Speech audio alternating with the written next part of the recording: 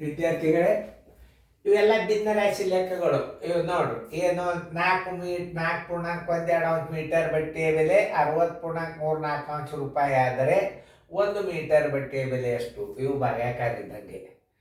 ಇಲ್ಲಿ ಕೆಲವೊಂದು ಪಾಯಿಂಟ್ಸ್ಗಳನ್ನು ಏನು ನೆನ್ಪಿಟ್ಕೋಬೇಕು, ಈ ಗಣಿತಗಳನ್ನು ಹೆಂಗೆ ಮಾಡ್ತಾರ, ಹೆಂಗೆ ತಿಳಿಸ್ತಾರ ಅನ್ನೋದು ನೋಡ್ರಿ. ನೀವು ಬಂದ್ರೆ ಮಾಡ್ರಿ, ಇರ್ಲಿಕ್ಕೆ ನಾ ತಿಳಿಸ್ತಾನು, ನೀವು ಲಕ್ಷ್ಯ ಕೊಟ್ಟು ನೋಡ್ರಿ. ಓಕೆ, ಎಲ್ಲರೂ ಬೋರ್ಡ್ ಕಡೆ ನೋಡ್ರಿ. ಇವು ಭಿನ್ನ ರಾಶಿಯ ಗುಣಾಕಾರ ಭಾಗಾಕಾರ ಮಿಶ್ರ ಬರ್ತದ. ಲಕ್ಷ್ಯ ಕೊಟ್ಟು ನೋಡ್ರಿ. ಇದು ಭಿನ್ನ ರಾಶಿ ಇದ್ದಾಗ ಅನೇಕ ವಸ್ತುಗಳ ಬೆಲೆ ಕೊಟ್ಟು ಒಂದು ವಸ್ತುವಿನ ಬೆಲೆ ಕೇಳಿದಾಗ ಭಾಗಾಕಾರ ಮಾಡಬೇಕು. ಭಾಗಾಕಾರ ಯಾವ ಸಂದರ್ಭದಾಗ ಮಾಡಬೇಕು? ಬಹಳ ವಸ್ತುಗಳ ಬೆಲೆ ಕೊಟ್ಟು ಒಂದು ವಸ್ತುವಿನ ಬೆಲೆ ಕೇಳಿದಾಗ ಭಾಗಾಕಾರ ಮಾಡಬೇಕು. ಈ ಉದಾಹರಣೆಗಾಗಿ 4.1 ಮೀಟರ್ ಬಟ್ಟೆ ಬೆಲೆ ಕೊಟ್ಟಾನ, 1 ಮೀಟರ್ ಬಟ್ಟೆ ಬೆಲೆ ಕೇಳ್ಯಾನಂದ್ರೆ ಬಹಳ ಅಳತೆಯ ಬೆಲೆ ಕೊಟ್ಟು ಒಂದು ಅಳತೆಯ ಬೆಲೆ ಕೇಳ್ಯಾನ. ಅರ್ಥಾತ್ ಏನು?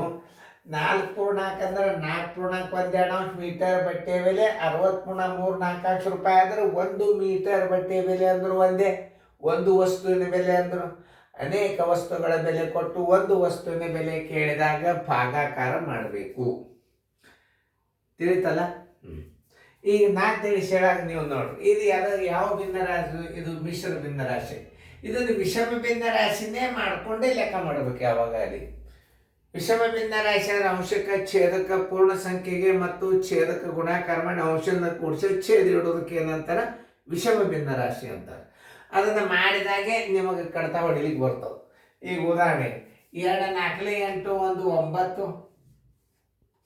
9 92 ಮೀಟರ್ ಬಟ್ಟೆಯ ಬೆಲೆ ಬರೋಬ್ಬರಿ ಮೀಟರ್ ಬಟ್ಟೆಯ ಬೆಲೆ ಬರೋಬ್ಬರಿ ಬಟ್ಟೆಯ ಬೆಲೆ ಬರೋಬ್ಬರಿ ನೋಡಿ 64 240 243 ಡಿವೈಡೆಡ್ ಬೈ 4 4 ಪೂಜಿ 3 4 24 ನೋಡಿ ರೂಪಾಯಿ ಆದರೆ 1 ಮೀಟರ್ ಬಟ್ಟೆಯ ಬೆಲೆ ಬರೋಬ್ಬರಿ ಎಷ್ಟು? ಒಂದ್ಸಲ ನೀವು ತಿಳ್ಕೊಂಡ್ರಿ ಅಂದ್ರೆ ಇದನ್ನು ಮರಿಬಾರ್ದು. ಕೆಲವೊಂದು ಇಲ್ಲಿ ಸಂಗತಿಗಳನ್ನು ಹೇಳತ್ತನ್ನ ಸರ್ವಾಸವಾಗಲೇ ಹಾಕ್ರಿ. ಇಲ್ಲಿ ಒಂದು ನೇಮ್ ಏನು ಪಾಲಿಸ್ಬೇಕಂದ್ರೆ, ಇಲ್ಲಿ ಭಿನ್ನ ರಾಶಿ ಬಂತು ಅಂದ್ರೆ ಇದು ಗುಣಕ ವಿಲೋಮ ಆಗ್ತದ. ತೆಳಗ್ ಬಂದ ಇದನ್ನು ತಿಳ್ಕೊಬೇಕು. 92 ಮೀಟರ್ ಬಟ್ಟೆ ಬೆಲೆ ಬರೋಬ್ಬರಿ ಇದನ್ನು ಹೆಂಗೆ ಹಚ್ಚಬೇಕು ಅನ್ನೋದು ನೀವು ತಿಳ್ಕೊಬೇಕು. ಈಗ ನೋಡಿ, ಇದನ್ನು ಏನು ಮಾಡ್ತೀರಿ ನೀವು? ಇದು ಗುಣಕ ವಿಲೋಮ ಆಗ್ತದೆ.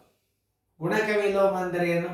ಮ್ಯಾಲೆ 2 ಆಗ್ತದ, ಆಮೇಲೆ 243 ಆಗ್ತದ, ತೆಳಗ 4 ಬರ್ತದ, ಗುಂಡ್ಲೆ ಇಲ್ಲೇ 9 ಬರ್ತದ. ನೋಡಿ, ಇಷ್ಟು ತಿಳ್ಕೊಬೇಕು. ಇದನ್ನು ಗುಣಕ ವಿಲೋಮ ಅಂದ್ರೆ ಯಾವಾಗಲೇ ಲೆಕ್ಕ ಇಲ್ಲಿ ಭಿನ್ನ ರಾಶಿ ಬಂತು ಅಂತಂದ್ರೆ ನೀವು ಗುಣಕ ವಿಲೋಮ ಅಂತ ತಿಳ್ಕೊಂಡೇ ಬಿಡಬೇಕು. ಎಲ್ಲಿ ಭಿನ್ನ ರಾಶಿ ಬಂದ್ರೆ, ಇಲ್ಲಿ ಭಿನ್ನ ರಾಶಿ ಬಂತಂದ್ರೆ ಮ್ಯಾಲೆ 2 ಆಗ್ತದ, ತೆಳಗ 9 ಆಗ್ತದೆ. ಇದನ್ನ ನೆನ್ಪಿಟ್ಕೋಬೇಕು. 2 ಒಂದಲೇ 2, 2 2 4. ಈಗ ಇದು 9ರಲ್ಲೇ ಭಾಗ ಹೋಗ್ತದಿಲ್ಲ. 4 1 2 6 1 3 9 9ರ ಮಧ್ಯ ಗದ ಇಲ್ಲ ನೋಡ್ರಿ. ಈ ಬಾಧ್ಯತೆ ನಿಯಮಗಳನ್ನು ತಿಳ್ಕೊಬೇಕು ನೀವು. ಸುಮ್ಮನೆ ಬಡ ಅಲ್ಲ. ಇದು ನೋಡ್ರಿ, ಭಿನ್ನ ರಾಶಿದಿಂದ ಏನೇನು ಬರ್ತದಂದ್ರೆ ಬಾಧ್ಯತೆ ನಿಯಮಗಳು ಗೊತ್ತಾಗ್ತಾವ. ಯಾವ ಅಂಕಿಲೆ ಭಾಗ ಹೋಗ್ತಾವ. ಟೇಬಲ್ಸ್ ಬೈಪಾಟ್ ಇದ್ರಂತೂ ನೀವೇ ಮಾಡಿಬಿಡ್ತೀರಿ. ಇದು 9ರಲ್ಲೇ ಭಾಗ ಹೋಗ್ತದಿಲ್ಲ ಅಂತ ಹೆಂಗೆ ತಿಳ್ಕೊಂಡ್ರಿ? ಇದು 2 ಒಂದಲೇ 2 2 ನೋಡ್ರಿ. 4 2 6 6 3 9 9ರ ಮಧ್ಯ ಆಗದ ಇಲ್ಲ ನೋಡ್ರಿ. ಇದು ಅನುಕ್ರಮ ಸಂಖ್ಯೆಗಳ ಮೊತ್ತ ಕೇವಲ 3 6 9 ಮುಂದೆ 18 ಅದು ಮುಂದೆ ಬರ್ತಾವ.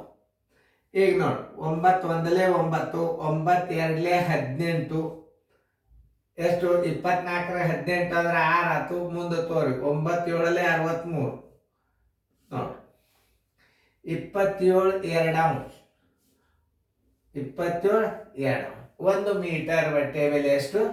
2 ಒಂದಲೇ 2, 2 3ಲೇ 6, 1 2 ರೂಪಾಯಿ. ರೂಪಾಯಿ ಪೈಸೆದಾಗ ಹಚ್ಚಬೇಕಾದ್ರೆ ಹೆಂಗೆ ಮಾಡ್ಬೇಕಂದ್ರೆ ಬರೋಬ್ಬರಿ 1 ಮೀಟರ್ ಬಟ್ಟೆ ಬೆಲೆ ಬರೋಬ್ಬರಿ 1 ಮೀಟರ್ ಬಟ್ಟೆಯ ಬೆಲೆ ಬರೋಬ್ಬರಿ. ನೀವು ಬೇಕಾದಾಗ ಬರೀರಿ, ನಾಮತ ರೀತಿ ಪ್ರಕಾರ ತಿಳಿಸ್ಬೋದು. ಬಟ್ಟೆಯ ಬೆಲೆ ಬರೋಬ್ಬರಿ 13.50 ರೂಪಾಯಿ.